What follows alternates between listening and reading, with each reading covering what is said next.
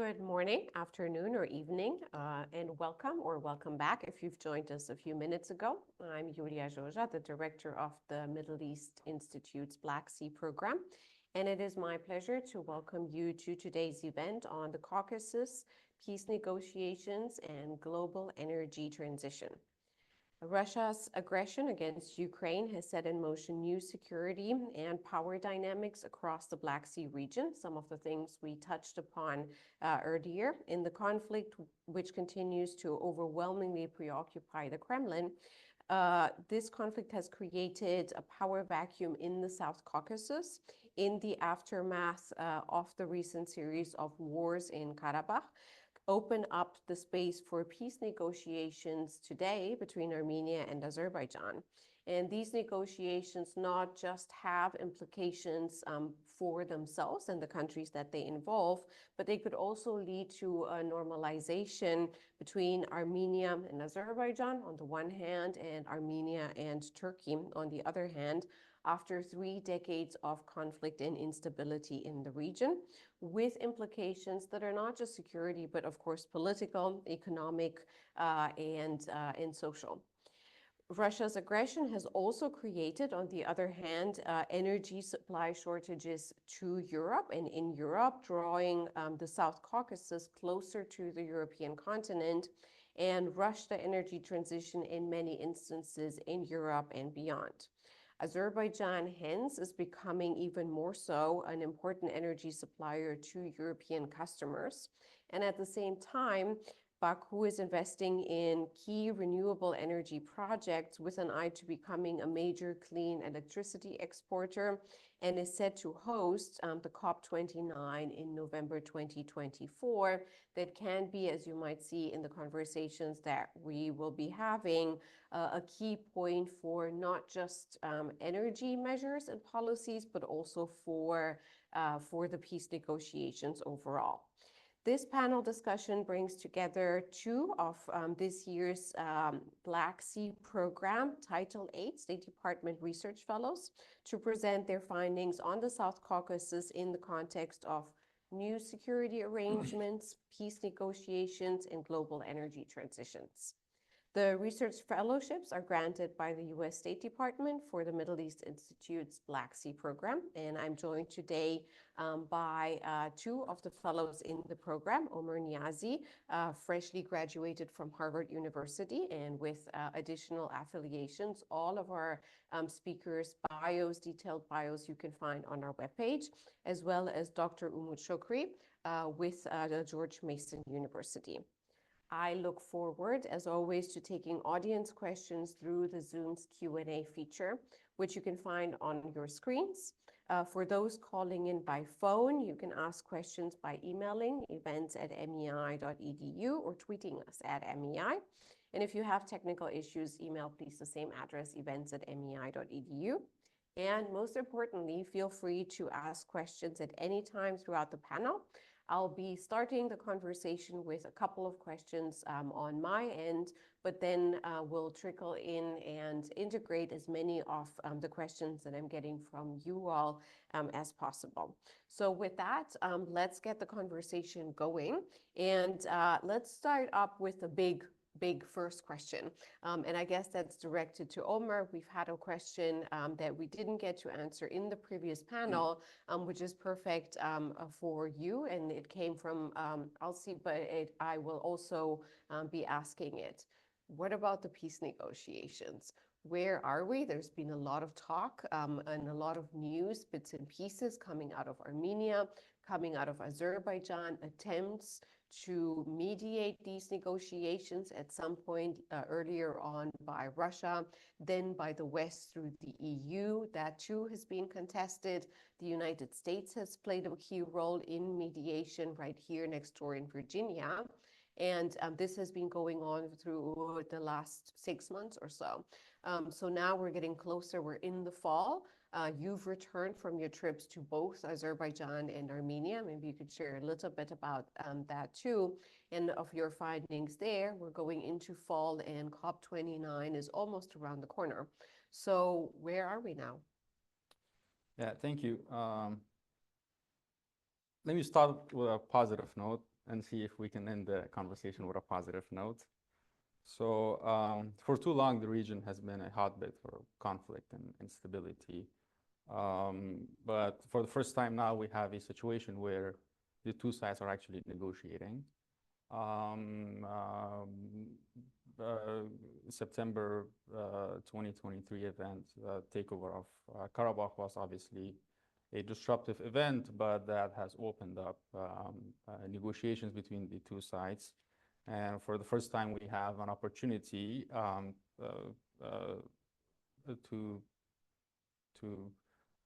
to reaching peace between the two sides and transform this region into a corridor of energy, which you will talk about, to connect Asia with Europe through this region.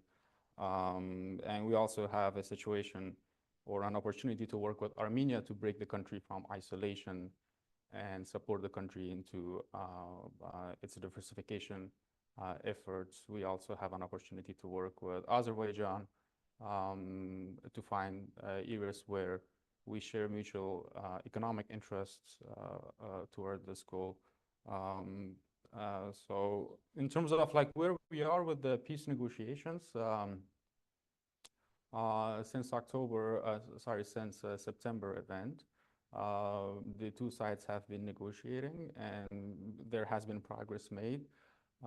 There was earlier on, there was prisoners released. We had some demarcation efforts that actually happened. But unfortunately, presently, there are the two sides are in deadlock and mainly on three issues.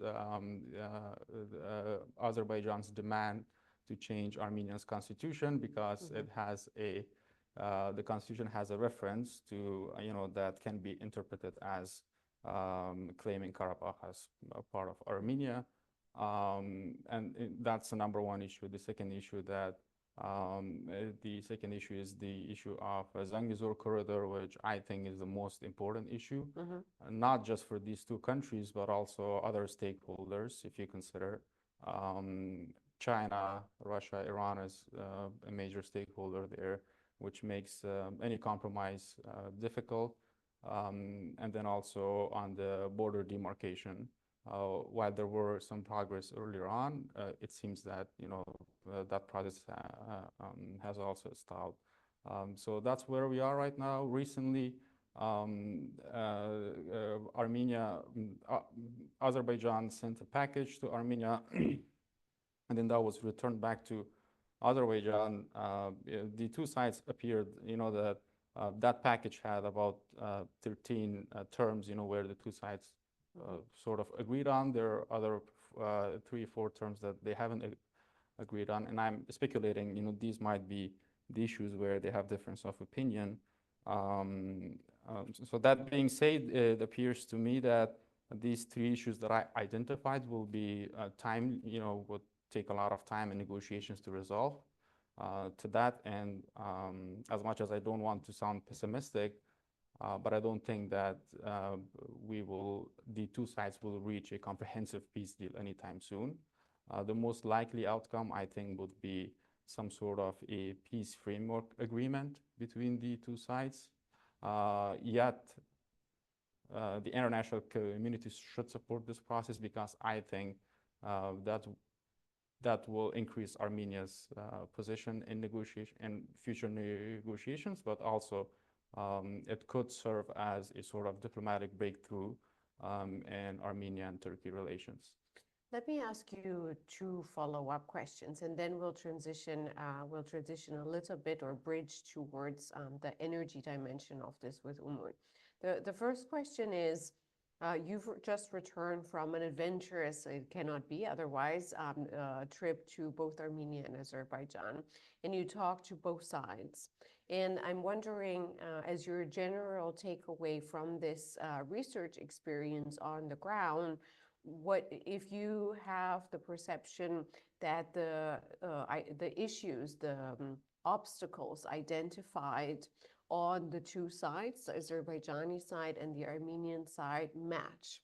whether in your understanding, after talking to people directly involved in these negotiations, you have the feeling that through this process that has started in the fall, that is the first time a premiere between the two, that they have reached a level of communication that leads to negotiations where they not just clearly understand each other's position, but identify shared or in a shared manner the challenges that lie ahead, which would then be a suggestion for us that things, even if they're slowed down by politics, etc., have the premises to be on the right track in the months to come. What's your assessment comparing Armenian and Azerbaijani positions over the summer? So the fact of the matter is that after the 2020 war and then the Karabakh takeover, the balance of power has shifted in favor of Azerbaijan. So now we are dealing with a situation where the two sides have intertalked from a very uneven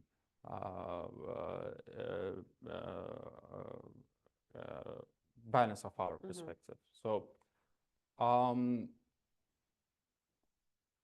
that leads to, this imbalance in power structure between the two sides would make compromises difficult on these three issues. So for Armenia, I think normalization with Turkey is much more important than normalization with Azerbaijan in the short term. Security-wise or particularly economically? Both, to sort of, but more on the economical end. Turkey has communicated to us, Turkey has communicated to Armenia that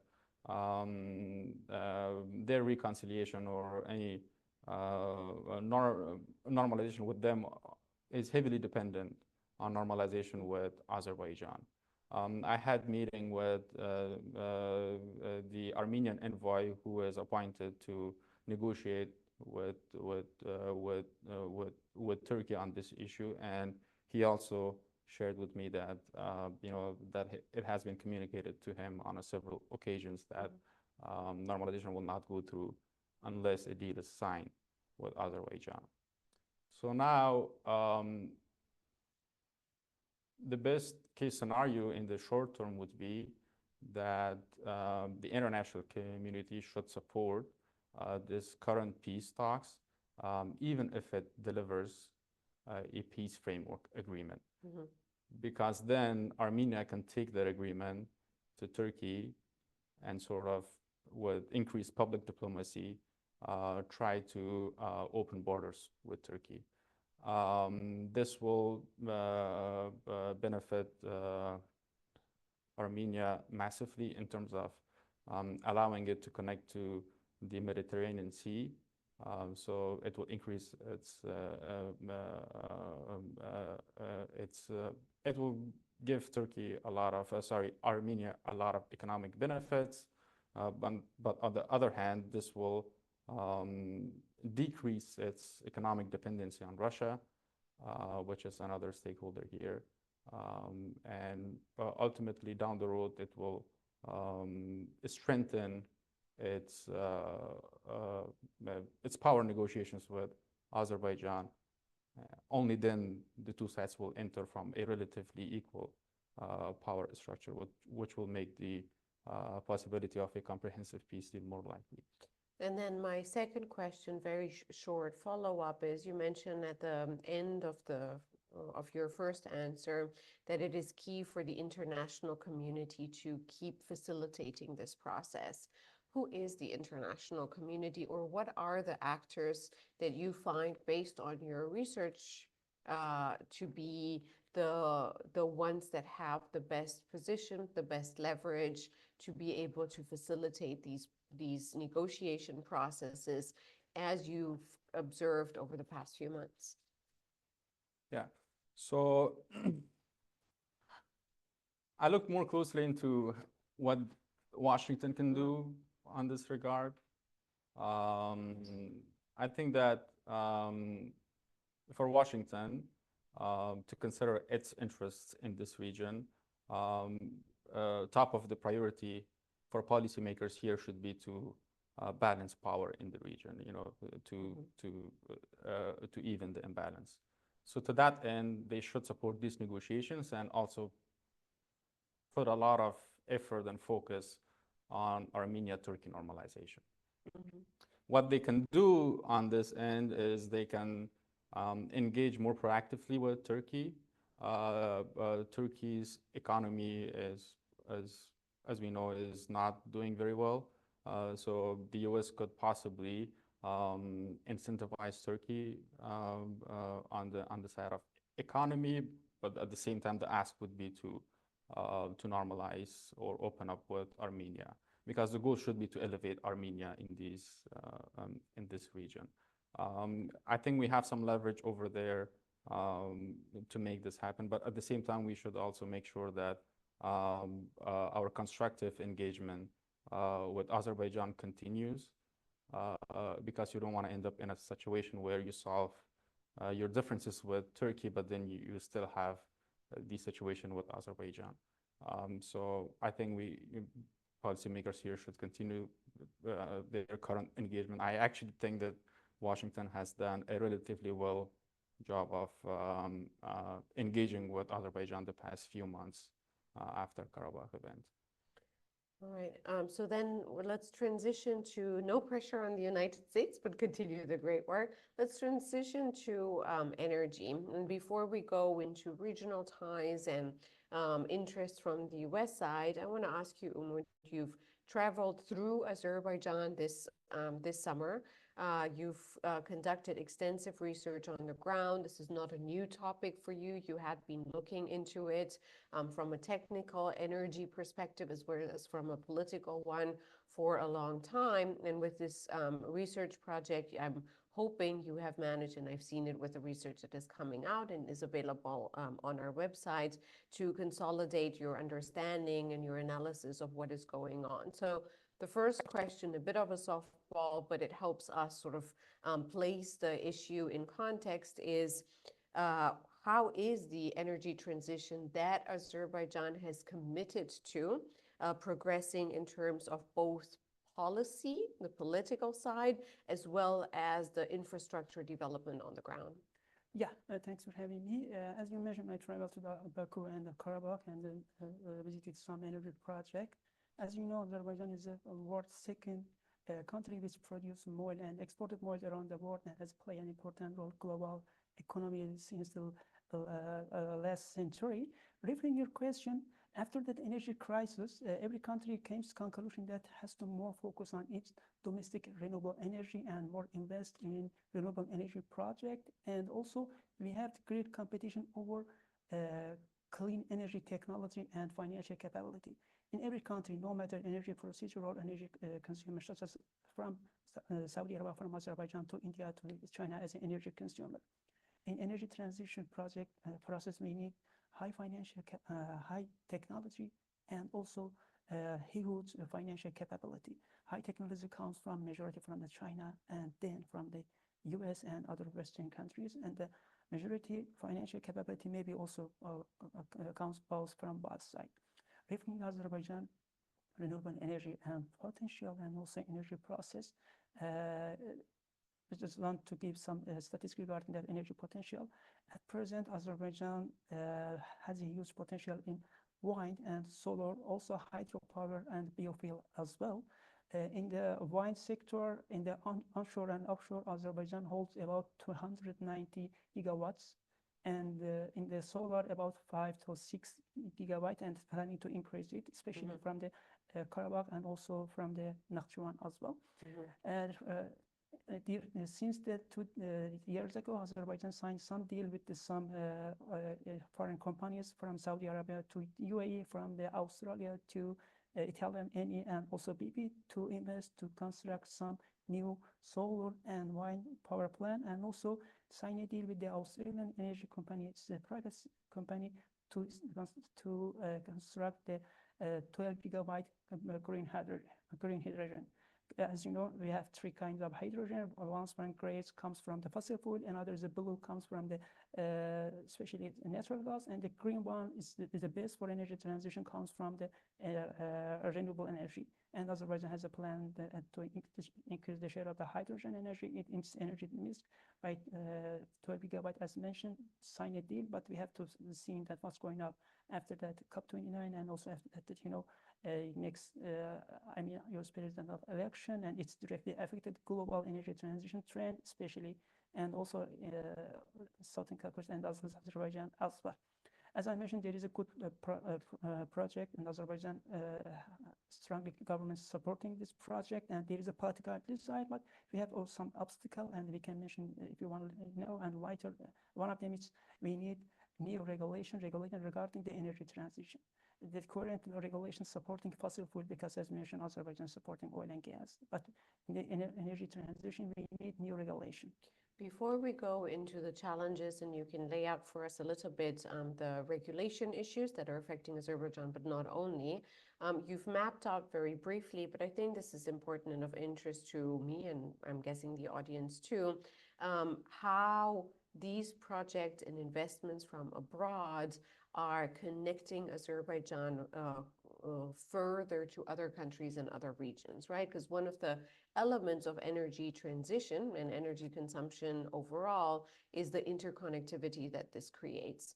Azerbaijan had been pretty connected to particularly Turkey, of course, politically and energy infrastructure wise, and then to Europe as being, until 2022 and actually until now, the only pipeline that goes from east to west that is not controlled by Russia. So particular geopolitical importance. Now you've laid out investments and projects coming from Gulf countries, from Australia, the UK, and Europe, Italy. But when we're thinking solar panels, we're also thinking China. So can you tell us, before we go into the challenges briefly, what does the Azerbaijan-China relation look like in terms of investments, desired investments, and dependencies? Because that, of course, is an element that here in Washington we're particularly focused on. Yeah, it's a great question. As I mentioned, in global energy transition, we had a great competition over the high technology, and it's majorly comes from the China. China dominated global electric vehicle, a solar power plant, and also lithium-based batteries. It's very critical for the future of the electric vehicle and something like that. Getting your question, when I was in Azerbaijan, China BYD is a automaker company, signed a deal with Azerbaijan to construct electric bus factory in the Azerbaijan, and also, as I mentioned, Saudi Arabia, Aqua, and also UAE and Master signed a deal to construct some solar and wind power plant. But the technology comes from China, and directly and indirectly, China is playing an important role in energy transition in Azerbaijan. In the absence of the especially US companies, we can see growing presence of the China in Azerbaijan energy sector, and also, as you know, China supporting Middle Korea as well. Okay, exactly. Yeah. So that puts Azerbaijan in strategic competition in an awkward position in which China is investing, and the United States, unlike Australia, Europe, Gulf, seems to be so far absent, which doesn't aid neither to the leverage in negotiation processes as well. Before we go into more connection between the two areas that you're looking at, let me also ask you, because you started talking about it, Umur, about the challenges that Azerbaijan is facing when it's looking at the transition. You alluded to, and maybe you want to add a little bit to the regulations and the legal system that Azerbaijan has to fix or adjust and adapt to make it more efficient. But then is it also a question of attracting foreign investments? Is it a question of managing local investments? Because Azerbaijan has been a major investor into energy, not just at home, but across the region. Or are there other elements, including maybe geopolitical ones, that are standing in the way of Azerbaijan's green transition? Yeah, regarding the second question, I have to mention, as you mentioned, during that energy crisis, Azerbaijan supply more natural gas to the EU and help the EU energy security to gradually decrease dependency of Russian gas. And everybody knows, wonder about the future of the European dependency of Russian gas after possible end of the Ukrainian war. Repeating your question, as you are from the Romania, just 2 days ago, both Georgia, Azerbaijan, Romania, and Hungary signed a deal, and Azerbaijan has a plan to generate more electricity from the renewable energy and exported 1 gigawatt green electricity to these Black Sea countries to help. Through the cable, right? Yes, under Black Sea. And it's, it's planned to complete by 2019, and it's need about $2.5 billion investment. It comes from the 4 companies from the 4 countries as well. Azerbaijan is planning to prepare itself for a post-fossil fuel energy period, and in this regard, more investment in the renewable energy gives this opportunity to Azerbaijan to diversify its economy as well. Repeating your question, if Azerbaijan will be able to follow its aim to, at present, the share of the renewable energy, it's about 7 or 8% in Azerbaijan electricity generation, has a plan to increase it by 30% by 2030 and reach more than 40 by 2015. And also, according to the Paris Climate Summit, Azerbaijan has a plan to reduce greenhouse emission by 30% by 2025 and by 40% by 2050. It needs more investment from the foreign investor. Azerbaijan has a good relation with the GCC countries, with the European countries, also with the US and China. But as I mentioned in the introduction, we need new regulation to facilitate the attraction foreign financial capability from the other countries, especially from the West. And also, Azerbaijan has to more invest in its energy infrastructure, modernize its electricity grid, and also there is a lack of private sector presence in the energy transition and renewable energy project, and also need more investment in innovation and R&D.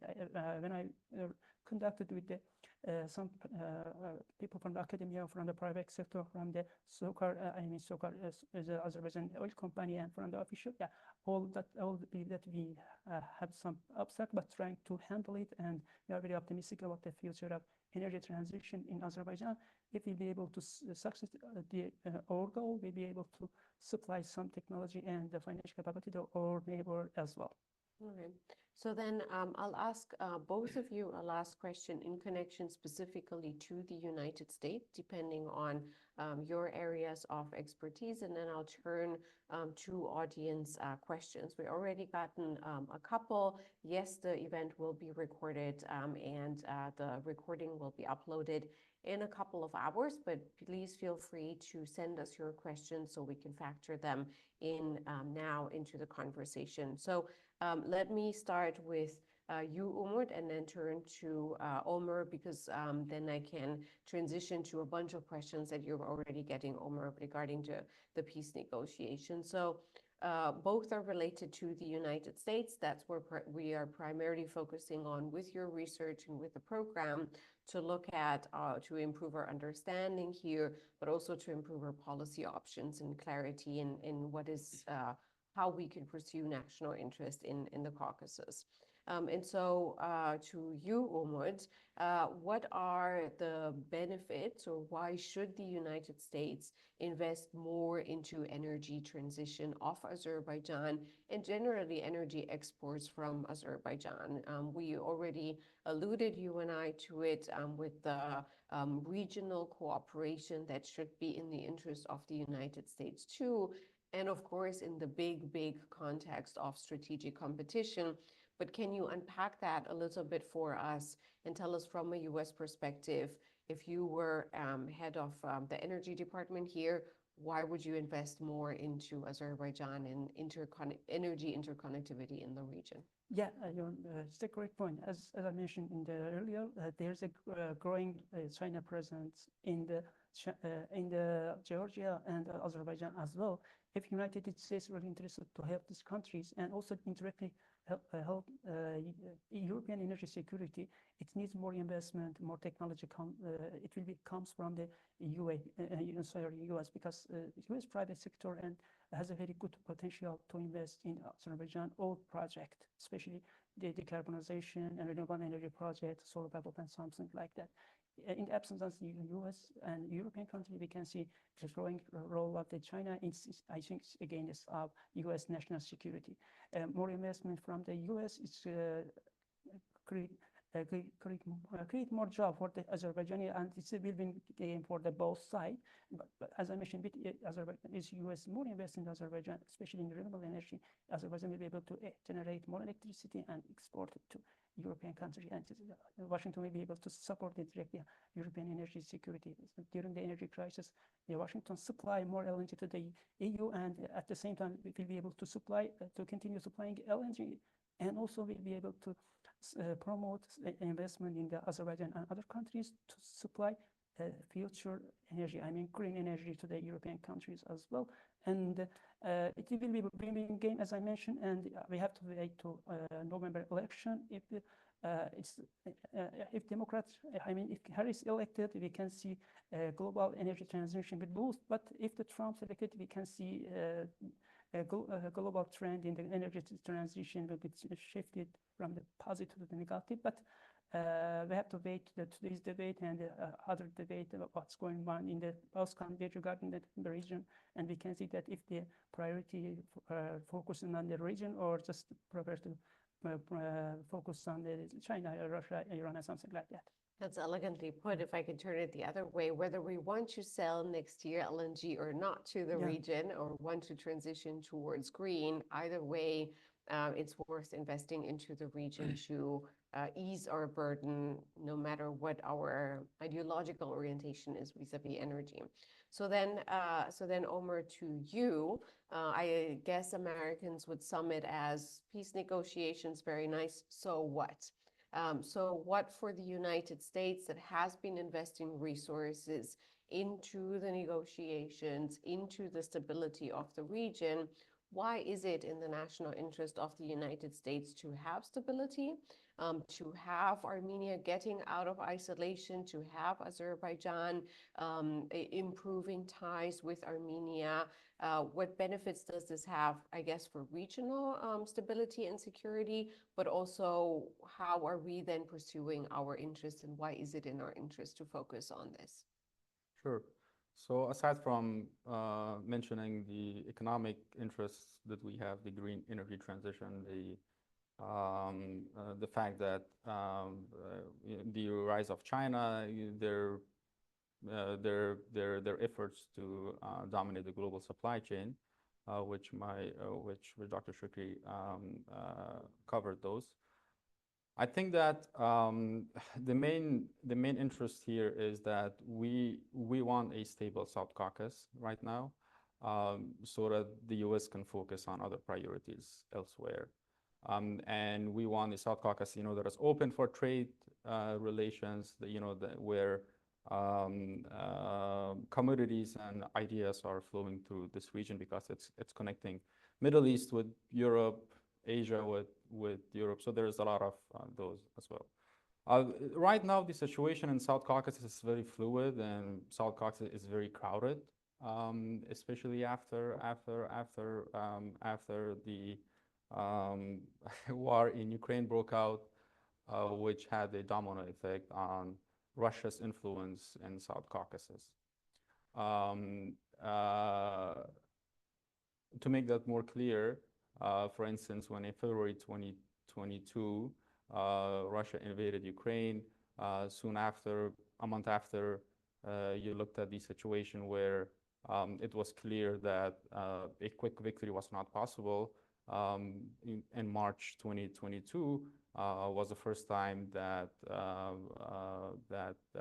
Azerbaijan took control of one of the villages around Karabakh. And then when you had the situation where in September of the same year, Ukraine successfully launching its counteroffensive in Kharkiv, Azerbaijan took additional action and launched a larger scale attack against some of the villages there. And then similarly, when Russia was focused on repelling the summer counteroffensive in Ukraine, you had the situation where Azerbaijan established checkpoints, and that ultimately led to Karabakh event. So this was the negative implication of war in Ukraine that it had in South Caucasus. As a result of this, now we have South Caucasus states more daring in terms of pursuing their interests, right? And if we want to support these states, now is the time to support them, right? If our goal is to minimize Russia's influence in this region. So that's number one. So these are the two main reasons that we need a stable South Caucasus, where the private sector, our private sector, is able to invest, for instance, in Azerbaijan and in other regions, and also to minimize Europe's dependency on Russia as well. The idea of establishing middle corridor is very important for Europe as well, for our allies there. But again, that's, though it's possible, but it's better if these states normalize and we can connect Asia with Europe through the South Caucasus, through Turkey. Again, it comes back to the Zangezur corridor, which is of a huge point of contention right now in discussions, and that if you're able to resolve that, we can connect these two continents. Before we go into the corridor, one of the questions that was addressed to you is about the military balance that you mentioned at the beginning. And it says that for a long time, relative military balance kept the fragile stability in the region between Yerevan and Baku, with a question mark that I would add, not just the person asking the question. Has there been, in your assessment, a military balance? Because we have seen conflicts reignited potentially because of that. And what does that military balance look like now? Are peace and stability realistic in the situation of a military disbalance or imbalance that exists today between Armenia and Azerbaijan? So looking past, I guess how I would rephrase it is, looking in the before 2020, do you see that there was an imbalance that has enabled Azerbaijan to take back Karabakh? And now that we're looking into what Azerbaijan has and is buying and is training on, and what Armenia is trying to get and is training on, are we talking about a balance, or are we talking of should we consider an imbalance that could actually lead to conflict? Yeah, so what led to the conflict was actually, the matter that there was imbalance, right? And for so long, Armenia was not convinced of this until it found out in the first war of 2020. I had an engagement with some of the experts and government officials in Armenia, and they admitted that it was their mistake not to recognize that the balance of power had shifted, and that it was too late to recognize that. Why?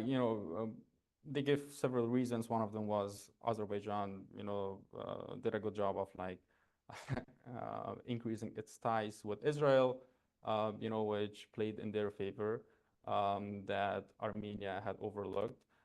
Also, their close ties with Turkey was another reason. So now, when I say why we need to support Armenia through normalization with Turkey, is for the very fact that if we are looking that these two sides enter a peace deal that is dignified and long-lasting, they have to enter from a relatively equal power negotiation, right? And the only way to achieve that is to support Armenia right now. How we do that by try to push to open up normalization with Turkey. Also, there has been efforts in terms of cooperation on defense end. If we are able to do that, and also support the country to connect them to other means of trade routes to increase their economy, further decrease their dependence on Russia, would really help the country to increase its position in ultimate negotiations. Without getting there, without increasing their power negotiations, I don't think that a peace deal, a dignified peace deal, is even possible. Interesting, and a lot of food for thought. Next question, I think it's primarily for Omar, but I'd like to ask Umut if he wants to add to that too. And that is the Crossroads for Peace suggestion of Pashinyan earlier this year, if I'm not mistaken. The question is whether it is still valid and on the table. This is a question from Caroline Khrushchev. Thank you for the question. How does that look like? Is it still relevant, Crossroads for Peace? And does that, as a secondary question, then I guess to Umut too, does that interfere with or interact with Azerbaijan's plans for energy interconnectivity in the region? But Omar, maybe you'd like to go first. Yeah, I think it makes sense for Armenia to put out a initiative such as that. But also, if you zoom out, you see other stakeholders. Sometimes, what is in that plan actually contradicts, what are the interests of other stakeholders. Particularly, for instance, if we take into consideration what is at stake for Iran here, right? The idea of the Zangezur corridor is very important for Iran, and Iran is looking very closely at any development on that end, right? To give you an example, recently there has been discussions about between Armenia and Azerbaijan that, okay, we will open up this corridor, but who is going to provide security guarantees for it, right? And unfortunately, the Karabakh event has created this dynamic that these regional stakeholders can't really trust Armenia to provide security for this corridor, right? This is not just with Azerbaijan, their hesitancy on Turkey's and even on China's end, right? That, okay, if middle corridor goes through this region, I want this corridor to be secured, right? So now they're discussing a few options. Initially, they were discussing that Russia will provide this security, which obviously due to Armenia's pivot to the West, is not a favorable option. So that's sort of off the table. And then the second proposal was that an American or European security contractor company will provide security. Yeah. And Iran is opposed to that because Iran doesn't want that, to be in that region close to them. And there's also much to discuss. If Russia would essentially wants this corridor, but not at the cost of a Western security company providing the security for it, right? Or if Russia provides that, then Western countries will not be interested in that. So again, until the war in Ukraine is not over, I think this makes it very difficult for any of the two sides to compromise on this issue. I think that's an important takeaway that permeates throughout the discussion when we're talking about something as technical as border checks, all the way to the reorientation of Armenia's foreign policy or Georgia's foreign policy. We seem to go back to it depends all on how the war in Ukraine ends, under what circumstances, and what the leaders' perceptions of that of that ending is. We don't have that yet, so that's something that we can only speculate on. Widening the lens on the corridors, Zangezur corridors for peace. Umut, how does that factor in for Azerbaijan? Yeah, just my colleague mentioned about the geopolitics of the possible deal and of the effect of possible deal in the future of the corridors. I just want to more focus on that the effect of the possible deal on energy security and energy integration in South Caucasus. And we have three energy market: Armenia, Azerbaijan, and Georgia. If we can see peace deal by the coming months or year, we don't know, but we have to wait to the election and after that. If possible deal reach, we can see this is the best opportunity to we have integrated electricity grid in the region. It will be able for all countries to exchange electricity when they need it, or to use the integrated electricity grid to export green energy to European as well, because Armenia has a plan to generate about 1 gigawatt from the renewable energy by 2032. And if we can see integrate electricity grid in the region, it is possible for the Armenia to use this grid to export renewable energy, green energy to the European as well. And energy is the best instrument to create interdependency, interrelation with the neighbors and other countries. In this regard, if you have the energy imported or exported, you will be able to solve the upcoming tension in the framework of every country national security, and energy will leverage up the future relation between Azerbaijan, Armenia, and other countries as well. Regarding the corridor, by 2 years ago, Iran is against the Zengezur corridor, and also Iran proposed Aras corridor and give a proposal to the Azerbaijan to use Iran territory, and Iran at present made an investment in East Azerbaijan province to construct infrastructure for completing the Aras corridor. But I think it's the best option for the Aras and Zengezur corridor.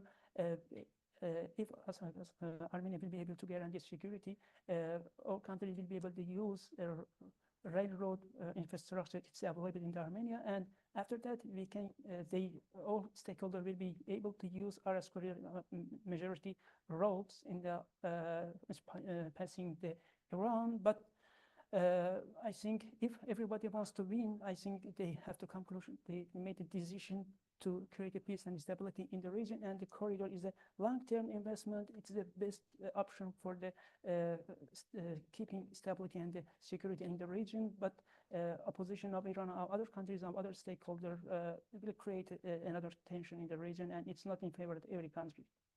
All right, so thank you. And we have 2+ minutes before we wrap it up. And I'd like to try to wrap it up in a similar fashion or a similar question that I've posed to the panelists in the previous panel. But here we have an additional element. So if you can try in a minute or less to tell me whether for your particular areas of research, Russia and or Iran, whether you anticipate them as acting as potential spoilers. They're both energy producers. They're also powerful countries in terms of raw military power in the region. Whether we're looking at the peace process or the energy transition, do you anticipate in the months and the year to come either spoiler attempts from Russia or from Iran? Maybe Umar first, and then we wrap up with Omar. Yeah, regarding Iran policy toward the region, Iran is very concerned about the growing Muslim relation between Israel and Azerbaijan. Israel is present in near Iranian border, but it's a reality in the international era. Every country looking to boost its national interest with the creating cooperation and the Muslim relation with the neighbors and the great power and regional power as well. During that, between first and second Karabakh War, Iran has a very good relation with Armenia, and Azerbaijan expected to Iran to be neutral regarding its relation with Azerbaijan and Armenia as well. And Iran followed its national interests and created high-level negotiation with Armenia, and Azerbaijan is very concerned about this relation. And due to that, I think Iran continue its concern, but Azerbaijan, due to its national interest, is very interested to the using high technology comes from the Israeli companies. And the last week, I think Ilham Aliyev himself and some other official from Azerbaijan government said that we are preparing to give a new opportunity to investment comes from the Israeli private companies, especially in high technology, because we are focusing on innovation. As I mentioned, Azerbaijan need more focus on innovation and technology, and maybe some technology comes from the partly comes from the Israel. Regarding the Russia, I think after the end of the possible war between Russia and Ukraine, Russia is trying to more focus on the region. Russia is not lose its influence in the region because Central Asia, Caspian Sea, and Caucasus is the backyard of the Russia, and Russia is not interested. It is lose its influence in the region. That's right, yeah. Power vacuum, but not really. Omar, Russia and or Iran, spoilers in the peace process? Yeah, so I would be a bit skeptical of Russia favoring the process, the peace negotiations right now. And I'm sorry if I'm referring back to the war in Ukraine. Don't be, yeah, we cannot escape it. The Karabakh event was a huge blow on Russia's soft power, projection, and then subsequently Azerbaijan asked the peacekeeping forces to leave. And then now they're proceeding with a peace deal with Armenia that will open the region. Russia has made it not clear, but Russia hinted that if the two sides are to sign a peace deal, that they shouldn't sign before the war in Ukraine is over.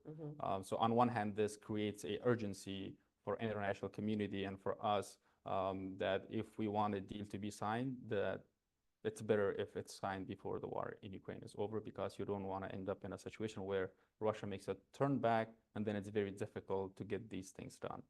On Iran's end, in my analysis, if a peace agreement, if a peace framework agreement is signed with Azerbaijan, and if that opens up a reconciliation between Armenia and Turkey, then that would mean that Turkey's interest and influence in South Caucasus will increase. And Iran, being a regional competitor, might not view that very favorable. So that's another reason that, I wouldn't say that Iran would be a spoiler, but something that Iran would keep a very close eye on. So these are some of the two dynamics to consider. A lot of food for thought for us, and a lot of material for research for perhaps even the next generation and others, stakeholders in the region. Big thanks to you two, Dr. Umut Shokri and Omar Niazi, for joining us today. To our previous panelists, also big thanks. Big thanks for our audience, those that have engaged and those that have tuned in and taken the time. We're always trying to bring you analysis and deep understanding of the region as it pertains connected to the Middle East, as well as, of course, to the United States.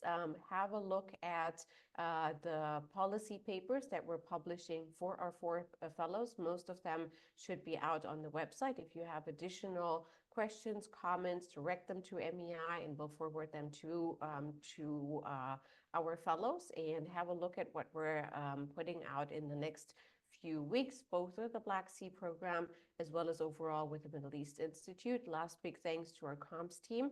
Without them, this wouldn't have been possible. Big thanks to everyone, and have a good rest of your day or evening. Thank you.